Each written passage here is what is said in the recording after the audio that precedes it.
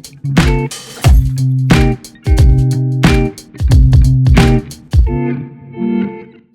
I'm Ryan, Kinfolk Barbershop. I'm here at Replacement Studio. I'm joined with Sharon and Grant from Maz Box Tacos. Do you guys want to just open up and tell us a bit about yourselves and the business? Cool. Yeah, we lived abroad for a few years. I've always worked in hospitality. We lived abroad. Then when we decided to move home, we thought we would open a restaurant, which took about a year and a half to find after we moved home. Found that on South Tay Street, which we opened in 2013, called Avery & Co. Yeah, I remember that. Yeah, I didn't know that was you guys. Yeah. Avery & Co. So breakfast, lunch and dinner every day. So that was a hard slog. Like we had 5 different menus. It was crazy. But it was good at the time. Then we opened Mass about halfway through having Avery & Co. Yeah, yeah, that was, yeah. And still running both. Then our landlord at Mass was just doing phenomenally well. Then we thought, well, do we move Mass into Avery & Co. or do we open a second Mass? So we're kind of humming in hand about what to do with Avery & Co. It was doing well, but not as good as what Mass was doing. Then I went to the landlord because I thought, oh, we're going to need to renovate and buy new furniture and stuff. So I went to see the landlord, who was Rue, the orthodontist upstairs. I was like, oh, Rue, I'm just making sure my lease is getting extended because I need to buy some new equipment and furniture and stuff. And he was like, no, it's not. I was like, Oh, so that was the end of that? That was the end. We were getting kicked out. Really? He hadn't even told. It was me that went to him. He said, Grant, I've been meaning to speak to you for months. We had a couple of months after that. It wasn't it wasn't. But It wasn't long, was it? No, it was a couple of months. Yeah, Maybe. I think maybe 3 or 4 months notice we were getting. Yeah, that would have been difficult, especially if you try to juggle Mass as well at the same time. And it was. I think that Rue said that his decision was made easier because he knew we had Mass as well. Okay. He wasn't just cutting our legs from under us, you know. So we started looking for new premises for Avery & Co. And there was just nothing. They're the wrong size, wrong location. Like at Avery & Co, we made everything ourselves. Cakes, like breads, everything we made from scratch. Yeah, I love the breakfast in there. Yeah, kind of the breakfast, but I loved the breakfast. We used to do this chorizo hash, which I still make sometimes actually, with an egg on top. That was good. So yeah, we made everything. So we needed quite a big kitchen to do all that, and we just couldn't find anything. Then Hawk Hill came on the market, and we thought, oh, it's too small for Avery & Co, but we could certainly do something. So we thought we'd take that on. And towards the end of Avery & Co, about 70% of our sales were vegan.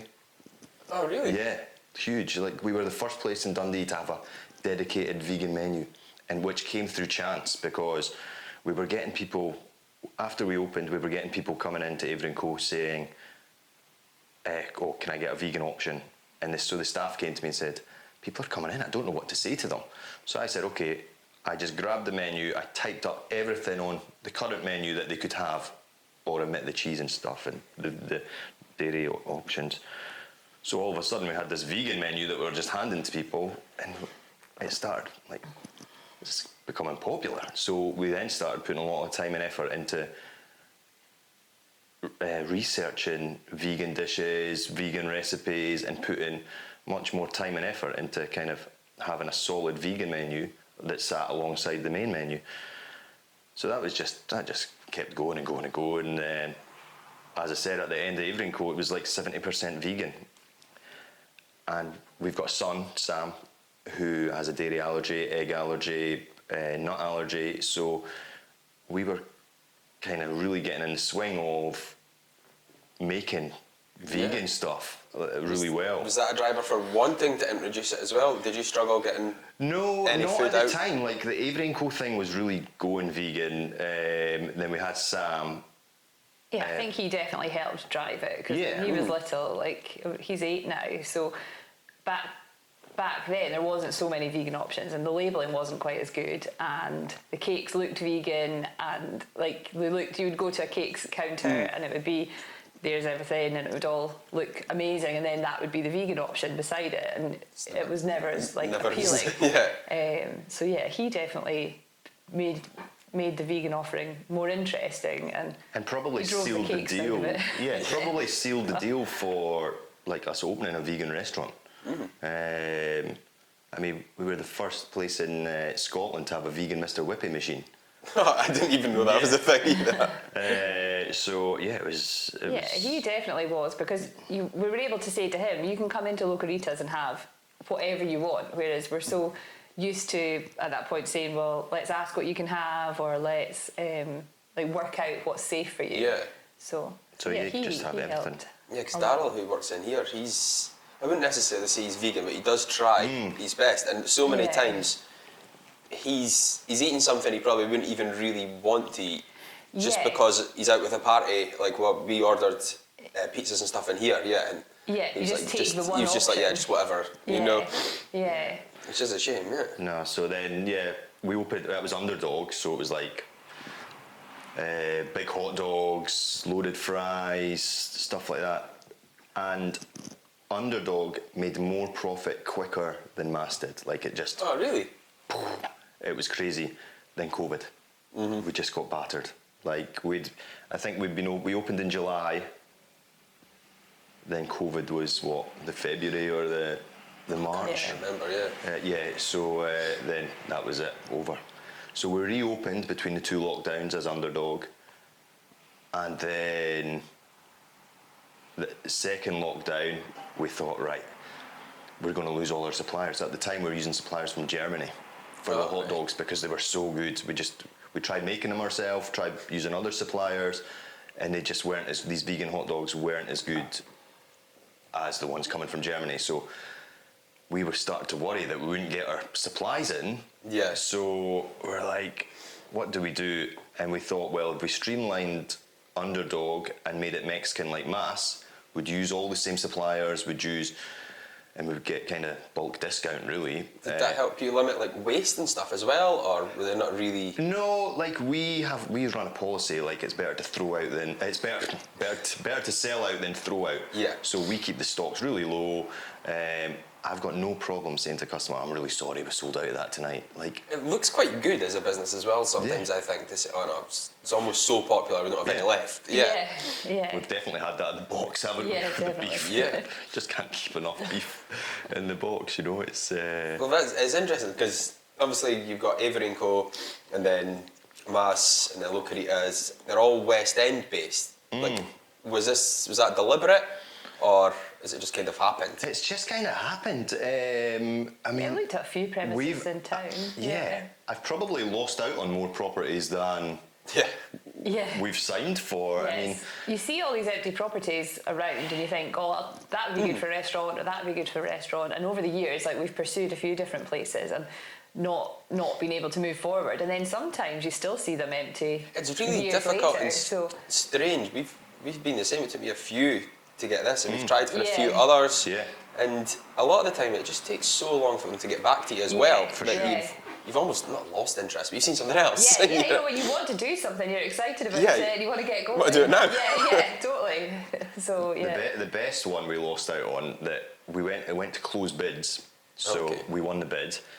Then we got the architects in, and we were so excited about this place. It was on Castle Street, down the bottom, and it was just a single floor, but then it had this massive basement. So we thought, put the kitchen down in the basement, have this cool private dining room and chef's table and stuff.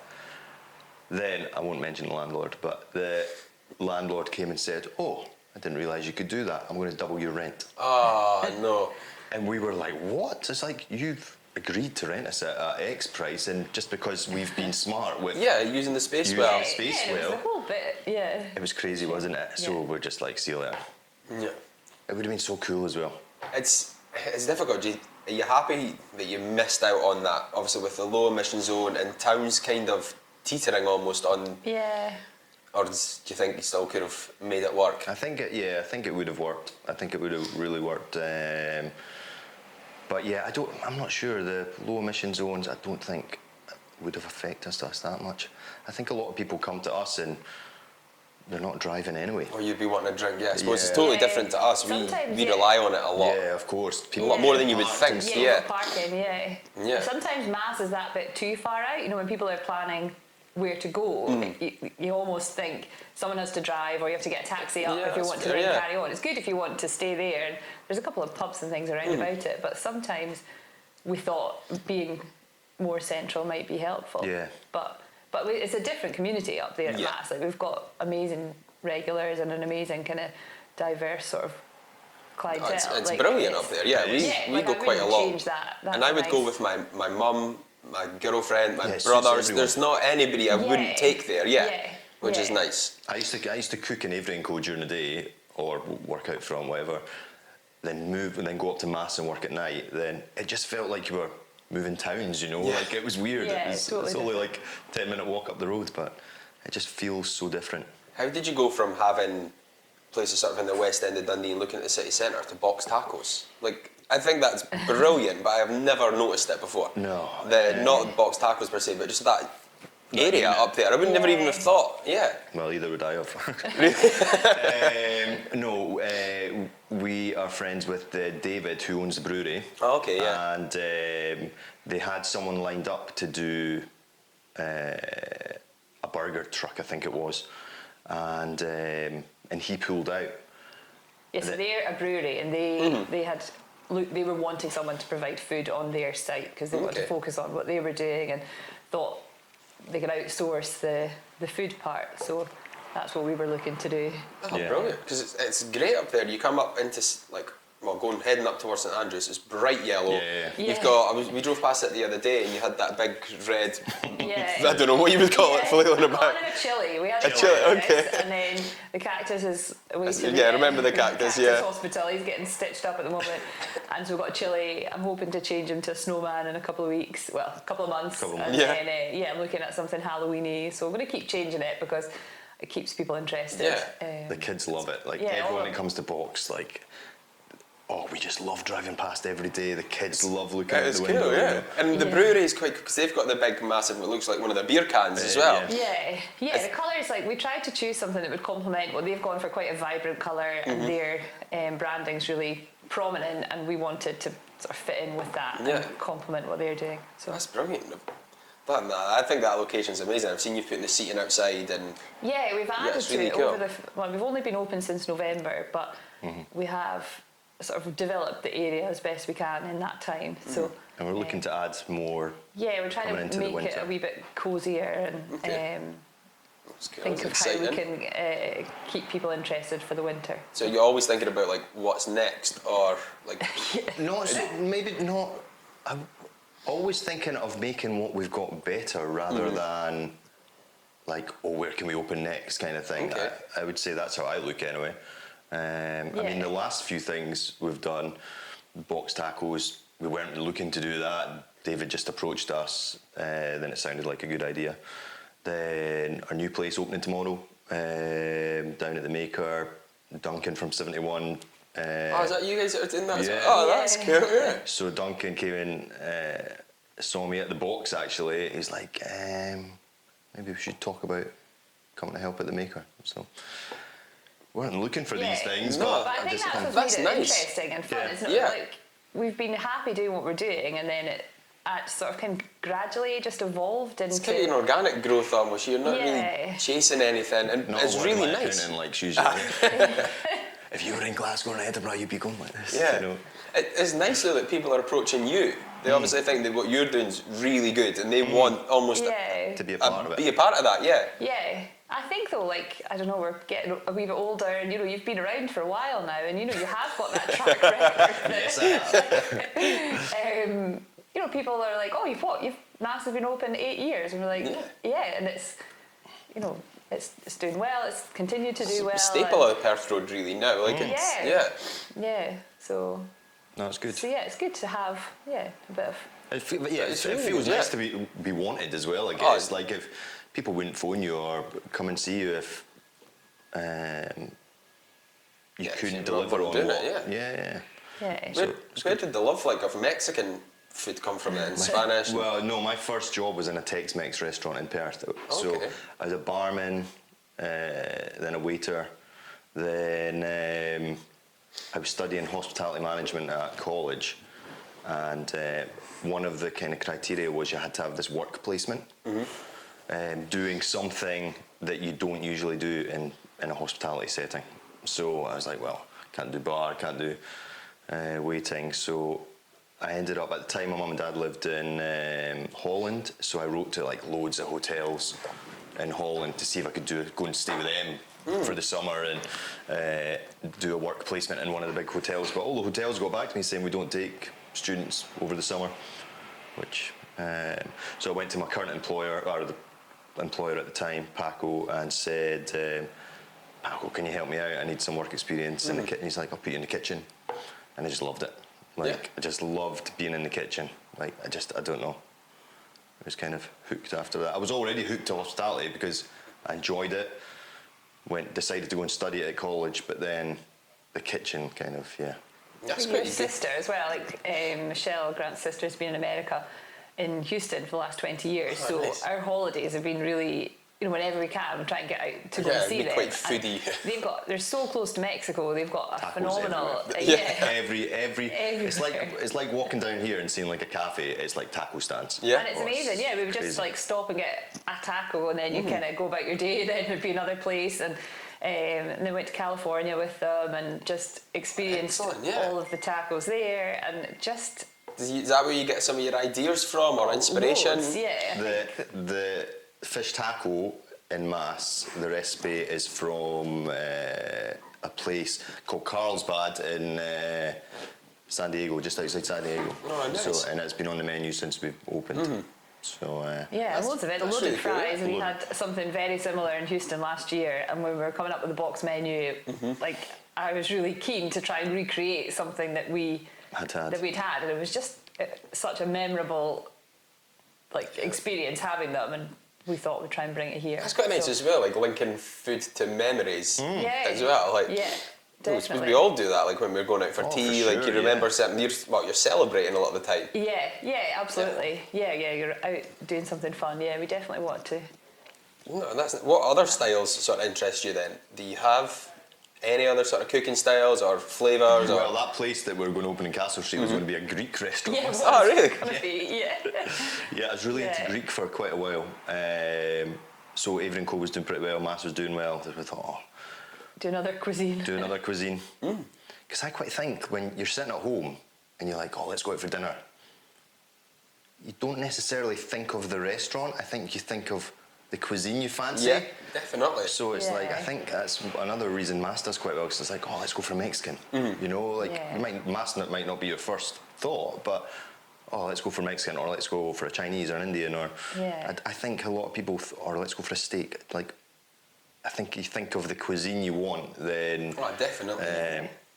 then go for it. So You've got a few cuisines though, like tapas is a staple, in our house, or if we've got people coming round, quite often I'll just have tapas, or cook a big paella and have tapas dishes around it, or and pizza. We've got a pizza oven in lockdown, and brilliant. Became a bit of a pizza. yeah, I had a bit of maker. a pizza dough obsession. Oh, I can imagine. I'd love one of the pizza ovens. It is good. You would just put anything on a pizza. But So Sam, our son, because he is allergic to milk and egg and nuts, he's pizza's his favourite food. So he's always on the hunt for a good pizza. But Grant's is still top of his list. The Newport's That's coming in quite a nice. close second at the moment. No, Oh, I know. Yeah, Newport's doing well. It's good. Yeah. Yeah, we've been visible. I've seen you guys a few Yeah, times in there. But obviously, you've had quite a few things that have gone really well. Have you had anything that's totally flopped, or anything that you're maybe you wish we hadn't done that, or it's been a bit of a mistake? Well, opening a vegan restaurant in Dundee was always going to be a tough sell, and it did.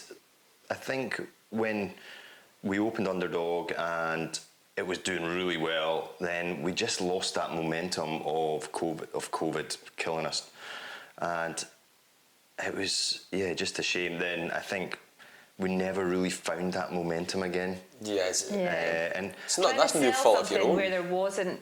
I mean, there was demand for it, and the people who came for it were so amazing, and they were like so up for the food that you were doing, and the environment. It was such a welcoming kind of environment, but there just wasn't enough people. Yeah. The moment we announced we were closing, it was phenomenal. We're like, if it could have been like this, the buzz in the place was amazing, and people like saying they travelled from Aberdeen, from Glasgow.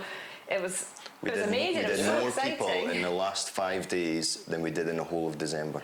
Really? Yeah. Normally December's crazy as well. Yeah, It was mental. Just, I don't think there was enough interest in this. I think it's a population target to for Sunday's everyone a tough one. Yeah. Like, vegan food is... Oh, I'm not vegan, I can't eat vegan food. It's not about that, you know? It's about just a nice, tasty plate of food, good service, nice environment, nice music. Like, it's the whole package. And you don't have to be vegan. And I think that was the struggle. You don't have to be vegan to eat vegan food, you know? It's just... I guess maybe as well, you know, we talk about a flop, it's maybe the way in the promotion of Locoritas, in the sense that it was always promoted as 100% plant-based or fully vegan restaurant, and from that labelling, it isolated us from a whole group of people who don't consider themselves to be vegan. I would meet people constantly and they would say, oh, I heard you've opened a vegan restaurant.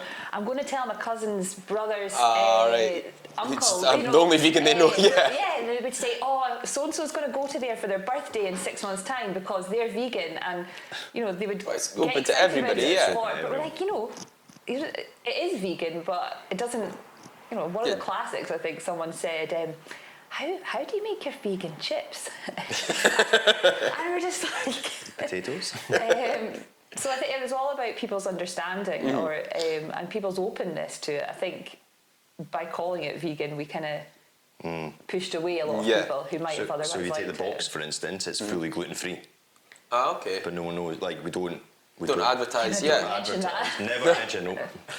So those, not failures as such, they're more lessons then. Like, how important are they? Yeah. Like, you've I mean, obviously huge. taken them, I mean, that's what on the box. We've not got a big label saying we're completely gluten-free, but we're hoping and we're grateful that there are people who are celiac are spreading the word for us, but we're still appealing to the whole market. So I think that's a big big lesson. That's great. And like, obviously, like promotion and stuff, like you're saying, like, do you use social media for that, or are you relying on a lot more of that word of mouth? Definitely social media. I mean, it's huge, isn't it? Like, majority of people that come to the box are like, oh, I saw you on TikTok. It's like, don't have a TikTok account, you know? Wrong demographic. Like the TikTok. I wanted to come for ages, saw you on TikTok. And it's like, oh, we need to be pumping the TikTok a bit more, you know? But yeah, social media is huge. Word of mouth's massive as well. I think as well, like, the amount of regulars we already have at the box is crazy. Like, and I think that just speaks volumes in itself, you know? People wouldn't come back and spend their hard-earned money if you weren't good or it wasn't tasty enough, or I mean, I think it's great, the people that keep coming back. That's kind of praise in itself without them saying it's amazing, you know. But no, that's it's good. The whole TikTok thing, like, I struggle with. I have it, but I don't use it, and it's I think we've got an account the balance between, like, do I post this or do I get the camera out of people's face while they're getting their haircut or eating, or like, I can't find that. Yeah, I can't quite. It doesn't come easy to me because I'm not comfortable. Like, I wouldn't take a picture of someone without their permission, and I'm not really sure what. Like, I don't want to overstep the boundaries with anyone, or like offend anyone taking a photo or posting a video of them eating. Like, but you see people coming up to the box and they get out their car and they're videoing us immediately, and I've got absolutely no problem. Like, they can take a video of me as I'm serving them, or they can, they can do what they want. But I don't know if maybe just the way that we've grown up with social media is a bit more. It's difficult, yeah. Yeah.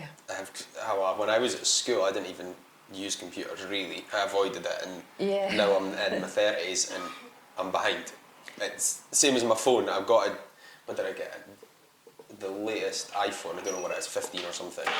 But I'd had an 11 for years and years and years. Yeah. And I was almost against getting another one, but I needed it. I couldn't fit any more photos on my phone. I couldn't take any more videos, and I was like, I wonder if my business could keep going without me getting this. But Yeah. Do you get a lot of interaction on your social media? Yeah, when I'll post a video, it tends to lead to like consultations more for the hair systems, Okay. but nobody wants their photo taken. They've got their bald head and then they've got Yeah, hair. A it's lot of people don't sensitive. want it out there, Advertised, yeah. or don't even want to tell people they've done it. Yeah. So it's really tough, and then I can't be bothered with it sometimes as well. Like I've got somebody in for a haircut, somebody sitting waiting. As soon Yeah. as I'm finished, I don't want to mess around with my Yeah. phone, and Yeah. so I'm trying to find a balance, but It's tricky. it's not something I enjoy. Like this is Yeah. why I like doing the podcast. We've got Elliot's filming it. He's dealing with that side, which is great, and I don't actually have to film anything, edit it, do anything. I can just ask the questions that I want to Yeah. know. like, that and it's, you're I can use this as interested. promotion. Yeah. Yeah. Yeah, I like that. I like this side of it, but not that actual sitting every day taking photos and posting. Yeah. Yeah. Our social media's definitely a wee bit samey, a wee bit boring at the moment, but Definitely it's need kind to of like put more working work out into it. what direction to go or how much of ourselves to show or how much to ask of our staff. And It just takes that one video though to like Yeah. blow you up. yeah. And I definitely think people appreciate the personal videos more than the, I don't know, just a picture of a taco or a Yeah. picture of food or whatever it might be. Yeah. my posts do better when I am in it. Or like if Yeah. it's like Alex or Daryl, if it's physically them, Yeah. Yeah. then it's more about them than the actual end product or anything. Yeah, Like, I think it is. It's all about connection, and people like to feel that they're connected to someone. I think, and that they know. You know, if you're investing in a product or a service, you kind of want to, especially with the whole buy local and support Yeah. local things, that people want to. Dundee is connect quite with good that, for that, I think. I think. It comes and goes, but yeah, I think Dundee is quite good at supporting local, Yeah, which is definitely. good. Yeah. So we don't need to heavily rely on the social media. It's not too big a city that people don't find you. Yeah. Yeah. Totally. For sure.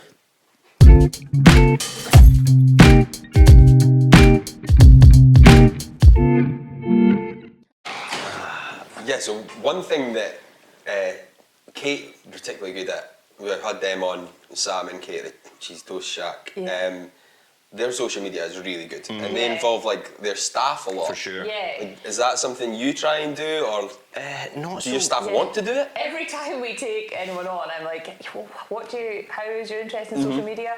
And so far, the people that we've employed are nobody said, oh, I love it, I love Yeah. creating videos and I'm interested in it. Everyone's either said, I don't want to be on camera, or it's just not really my thing. So Yeah.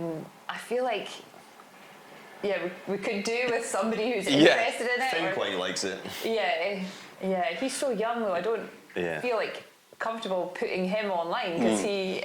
Well, I mean, I'm sure he's online probably in his own life, but I don't know. As an employer, I don't know what Yeah, you've got a level of What my responsibility sort of- almost. Yeah. boundaries are with it. And yeah, the Cheesy Toast Shack social media is amazing. It's and incredible. It's been phenomenal witnessing their like the whole seagull insurance and seeing how they've like been on all these different And they're just different platforms. Yeah, they're killing it, but it almost looks like an overnight success. But when I had them on here, they've been plugging away for ages. years Yeah, and years, like you ups can and downs, see the and work yeah. that Kate puts in, and Oh, yeah. yeah, I think it's credit where hard work For has, sure. has been. Yeah, It is not an easy industry. No, it's no, like obviously getting your staff in. This staff a difficult thing to deal with. That's something we're all self-employed in here, so that is nice and easier, you know. Yeah. But they come in, they've got their own things to deal with, you know. Staff Staff is is the difficult. hardest thing Yeah. we have to deal with, and it's just like you've got a good team, and we've got a lot of a core team have been with us a long time, but then they still surprise you, you know, Yeah. and you got to. some staff have been since Avery and Co. It's Yeah. been amazing. Oh, really? Like, yeah, some staff have really stuck with us, and Yeah. that's been brilliant. Oh, And, amazing! But getting the wonderful. reliable staff, like if you're off on a Saturday night, like there's always something in the back of my head, like is my phone going to go? And you know it doesn't go like after 5 o'clock. You should be good, but anything before 5, you never really know what's going to happen. Yeah, you kind of rely. You have to put so much faith in them because, in like we can't open without. Yeah, they're you need running. a full team. There'll be days they'll be running the business almost for you. Yeah. Like, Yeah, and if you want to especially switch now, off, we've got somewhere open 11 a.m. till kind of 10 p.m. 7 days a week, and it's too much for Grant or I to oversee every minute of every shift. So staff are a huge part of And it's such a fine line because you could just have loads of guys in, like, to cover every eventuality, but there's got to be money to pay for that, you know? It's like, and it's such a fine line from kind of profit and loss, you know, and it's that one extra member of staff that you don't really need would just tip you over, you know, and it's kind of... Yeah, if you don't bring them in as well, then you've pushed your good staff too far, and absolutely, it must be difficult. It is very difficult. Because especially with this ever-changing student market and the Perth Road, they're not around for that long. No. You know, and they're out, their availability changes, and you know, suddenly they're here, and then some of them stay for the summer, and then you end up with someone wanting full-time, or they'll leave, and then you suddenly have a gap, and it's tricky, because then it takes a few weeks or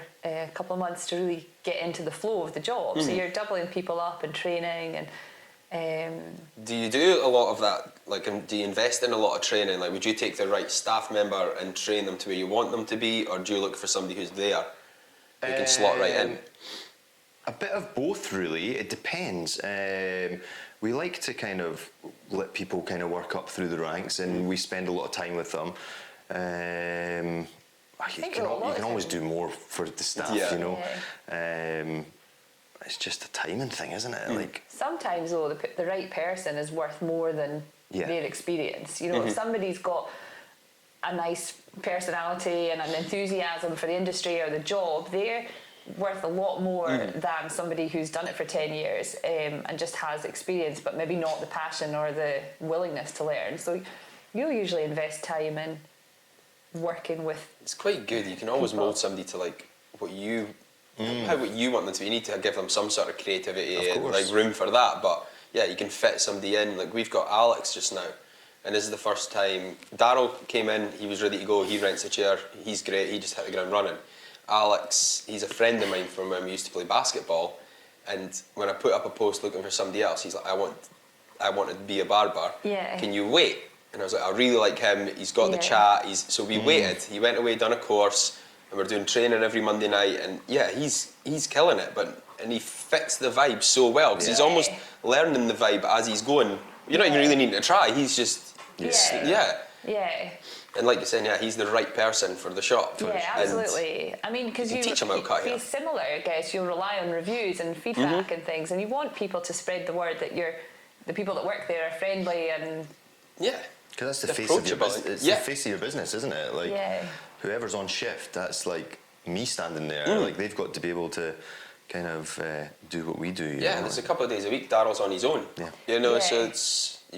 I don't even worry about it. You just I love it when you see a review and it mentions the staff and the customer service, and that's something that we really push and spend time talking about, and you know, about teaching staff about how to prioritise and what to do first. And when you see it kind of fed back to you and it mentions how good your staff are, it's good for them. It gives you. It's nice when Alex got a 5-star review not long after he first started. And for the last, 6 months, he's been affirmed himself as a 5-star barber. And he's you'll never let that go. I know. You almost need a 3-star just to knock him back down. Like TripAdvisor. But that's a shame, though. That's how these things work. Is it 1 3-star, or even worse, is it's equivalent to like 10 5-stars. People don't leave good reviews in the same. No, you get 1 star or 5-star. We really struggle with the reviews in here, actually, because of they want that sort of anonymity with the hair systems. So nobody's going to leave a review saying, I got a really nice wig fitted. You know, they don't want people to know. So we're doing all this work, and people don't even follow us on social media, because that would then link them to here.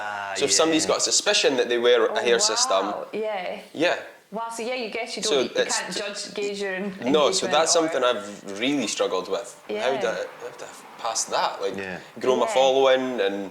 but not grow your following. But not, at the same time, Did you always do the hair systems, or did you, come into it, or? I started as a barber, Yeah. and then I was working in town in another shop and Lovitz, and I started doing them, but it was too difficult to cut hair, and then because you needed like privacy, I was doing them late in the evening or on a Sunday, and that's kind of like my time, and it was growing and growing, and then I was like, right, it's busy enough that I need my own space for it, and it's just kind of taken off. I can't complain about it at all, but I think it's because I wear one. Right, yeah. So that's the best. Everything I'll try it on my own head, and I've got another Yeah. guy. His mates refer to him as my guinea wig, because he's the one that I try everything on. So I'll try it on, and I'll put it on his head or do whatever, so we can chat about it and see. Yeah. And that's why we're here. Alex is keen to learn it. Daryl's not really that interested in it, which is good. Yeah, We've got a mix, and Yeah. I'm teaching it on Monday in Edinburgh, and that'll be the first time I've ever taught somebody else how to do it. Okay. So that's Yeah. quite good, yeah. And then hopefully the money I've invested in finding the right suppliers, I'll maybe then become their supplier. Yeah. And I can focus on like stuff like that, just providing the best quality hair pieces or hair systems. Yeah. Cool. So it's good, yeah, and having my own space, I needed that. I couldn't do it at somebody else's shop, yeah. It's good.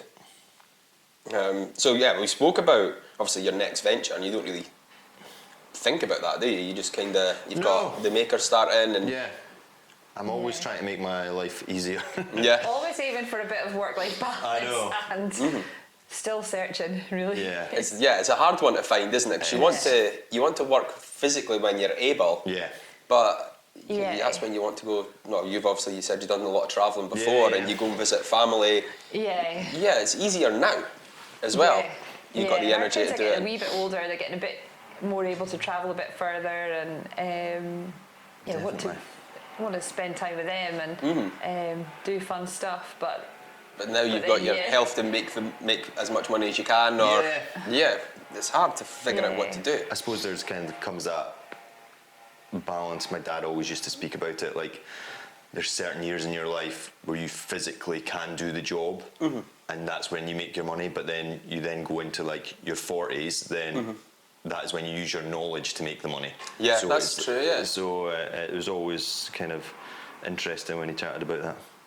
Yeah, we try, like we all do 4 days in here, and that's something that we try and stick to. We still do the full-time hours, but on a Thursday night we're open till 10 at night, and that's really popular, especially with young or younger dads. Not the market I thought at all. I thought it was people going for an early night out, trying to get a jump on the weekends, but because they can put the kids to bed and then come out. So we're constantly trying to think, right, how do we maybe even get down to 3 days each to get more days off? But then make the same money. Make the same money, and if those appointments are what people need, I can do 3 nights till 10, but I can't do 4. That kills me a bit. Yeah, we're finding. Well, you're finding the long days physically. When I was younger, like working 9 in the morning till 11 at night was no issue, But at the minute, it's tough, I think when you do multiple back-to-back. Multiple back-to-back, it's just too much. It's the next day that kills it. The long day doesn't kill me. It's like halfway through the following day, I'm lagging a bit. And you'll be the same, like on your feet all day as well, and the same with Grant's in the restaurant. It's just when you're there's so many cogs in the restaurant that need to be there that if one of them's out, then automatically it's just me that jumps in, And, I mean, every cog is so important, but if someone's sick, someone's away on holiday, someone decides to leave last minute, it falls to constant. You guys, it's constant. Do you both work together? Like, so say, like if you're in the kitchen, do you help with do you do the orders, or do you keep that side of stuff going, or how do you cook as well? Like, what's the sort of dynamic? Go for it. Sharon is very organised and is great at admin and organising the staff. Sharon basically runs all the stuff at the box. Then I go in and cook at the box, or I'm mainly in Mass. If you see me actually working a shift in Mass or Localitas when it was open, then there's an issue. And I'll do it. Like, I do love it. Like, I really love serving customers. That's how we met. Sharon was a waitress in Papa Joe's, and I was one of the managers. So I love it, and I'm happy. Like, I love working in the box because it's such a happy sort of fast-paced, kind of fun place to work. And that kind of suits my schedule a bit more as well, because it's only open during the day. But since we've had kids, it's not...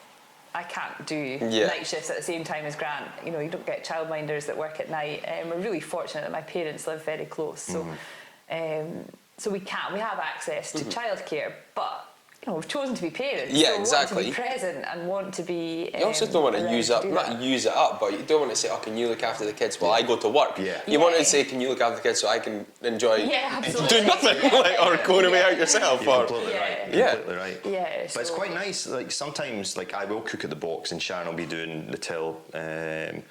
But then that time together, we can actually talk about business stuff, rather because we are talking about moving forward and having a day where we purposely sit work down and together. have a meeting. And that'd be good. And it's just trying to find time to actually sit down and talk about stuff is really difficult, you know. But always on the go. But I think it's quite nice when we have a shift together, because then we can. It'd be so good to work together, because you both want the growth. It's not like, for example, like you're just working somewhere else, you're running the business, and you're like, why are you working so hard? When like we're both working for that common goal. It's only a recent thing we've been working together. Yeah, we haven't always worked together. Oh, okay. It's only last a year and a half. Yeah. That's what my partner Emma, we're wanting to get to that stage. We're going to have a baby in January, and it'd be so good to bring her into this. It'd be really tight, I think, to start with, but that's what we're looking at, because I hate the admin. I'm always behind the ordering, the hair systems, the glues, all that stuff. Whereas she excels at stuff like that. She used to be like, I don't know, regional manager or whatever it was for the candle. Like, that's what she'd done. Whereas I hate that, and I actually think I would be able to work so much more efficient. If I just turned up to work, it was there, and I can cut hair, do what I need to do. That's exactly the same in our house. I can't believe some of the stuff that Grant doesn't do. Like, that he'll leave stuff till the last minute, and he'll say, on my phone and can you bring the stuff tomorrow? I was like, all night, and then all he night. just stays all night and do it. And I'm like, I did that last week. Like, but that's exactly. Sharon does it there and then, Yeah. and I'm doing 100 things at once, so I'll be like, right, I'll put that to the back of the list. Then yeah, and you're dealing with the day-to-day and like the pressures that are coming in, like something's broken or someone's not come to work, so you have to really respond to that immediately. Whereas I will, like, you know, on a Monday I'll do X, Y, and Z, and that's you know, get to the end of the month and I'll do this, blah blah blah. So and that's exciting. It keeps your job more exciting, because you're not doing the stuff that you don't like to do, and you're doing the stuff that you enjoy to do. And the only thing is social media was falling on me, but it's we're just come back to me. That's the that's the one where nobody really. It's difficult. I try and watch. We're talking about Red Bull, now they're coming to St Andrews. Oh and contacted them actually. Yeah, you said that. Yeah, that's the sort of stuff. But their social media is amazing. You never see a can of Red Bull. No. Yeah, that's what we talk about. We were speaking, and I'm like, how do I capture that in the barbershop? But then and maybe our social media is just 100% tacos. Yeah, mine is just haircuts or bald men. Like, it's not that exciting for somebody from the outside, but I want to show them how fun it is to be a barber and to do these jobs. And so hopefully my partner can maybe do some of that. It'd be so nice, just to work together and have it. It's called nice. Kinfolk. One of our best working days was the train to London. Oh yeah. And we I made an agenda. This is exciting times for us. We had the most productive meeting. We did so much, and we actually because there was no distractions. We were sitting at a table on the train for like 5 hours, and we just blasted so much. We said we were going to go on a monthly train journey and just go ride the train. How far can we get? Go out for lunch and then come back, but that we're stuck on this train that we can't go and like just do this or just do that. Like, we're so distracted constantly by the sort of immediate pressure of something. It was quite a good distraction. Yeah, there's always something. Always. That's what keeps it exciting. So we're on to the last question, or one of the last questions. I'd ask everybody, like, what sort of businesses just now are you looking at? Like, I know I've bumped into you both in the Newport Inn a couple of times, and you brought EH9 today. Like, are they the businesses you're sort of looking at just now, or which ones do you like? Popping up. I use people I like. Like, I kind of walking down here, grabbed some coffees in from Fraser. Fraser was working. Had a chat to him. I don't know. I use things that I like. I use things. I'm quite impatient, so like if something's going to take ages, then I'm not going to. I like people that I've met. And so I've done a few events recently where I've gone as I've attended events and made sort of network friends, I guess, Yeah. with people that actually then I've found really interesting. Sam from Isolated Heroes is one in Dundee. She's got a clothing company that it was really interesting. She spoke at an event and then I started following her and I took my daughter to a workshop that she does, and it's just kind of then I've bought a couple of things and it gradually, you know, you then become a wee bit invested in them. And then Alice, who's got a wellness company, she's Enliven, her company's called Enliven by Alice Thompson. She's all about people having, like, making the best of their situation and trying to be healthy and have a good lifestyle around their own circumstances. So I've been to a few events with her and met loads of other people. It's kind of then that's opening up different conversations. That's good. That's why I like doing this, because I said it to you when I bumped into you on Saturday. Like, when would I ever have an hour of your time? Yeah. Like, no phones, nothing, just to ask you questions and to interact and chat. Yeah. And I'm building up relationships as well with people. Yeah, maybe would never have. Otherwise. Yeah, so a lot of mine has come through the gym as well. I go to Peace Fit up in I've seen that, towards Galdry, and have met people. Well, met Alice there, and then I've got more interested in what she does, and then speaking to Emma as well at Peace Fit. It's all, like, I guess, just chatting to people, and then you find out what they do. There's so many people that have their own business. Oh, they've got some of the really cool little things you would never find, or Yeah. It's true. It's true. But it's like, just be a nice person, isn't it? Like, nice people, keep true to your kind of beliefs and things, and Yeah, the people sell. Like, we spoke on the podcast with Fraser about that. Like, it's very difficult to step away from your business because, like, that you went and got a coffee today. You said because Fraser was in. Like, if he wasn't there, would you have gone in? Maybe, maybe, you know. But like, I sometimes think, oh, I don't know them, or, you know, and a lot of it for me is about the person. I'm supporting them for sure. Yeah, people love telling me I spoke to Grant in Mass, or So you don't want to step too far away from it. Yeah, well, you have to at one point. Yeah. I know. It's funny. My dad went to get a car. Like, he was at the car garage, and he was like, "Oh yeah, I go to Mass all the time, but never see Grant in there." I was like, "Every bloody day. What you not see me? Must just go on my random day off." But people like to come in and see you. What we do is very personable. And clients follow you, and that's what I've done. You've probably seen a lot of your customers go from Mass to Box Tacos, even from like Avery, and vice versa as well. We've got loads of regulars at the Box that now go to Mass, you know, so it's kind of helps both ways as well. Brilliant. But well, thank you very much for giving up a more of your time. Thank you for having us. And it was nice chatting. Definitely. No, it was good. Enjoyed it. But I'm sure we'll bump into you. In the new pub. Yeah.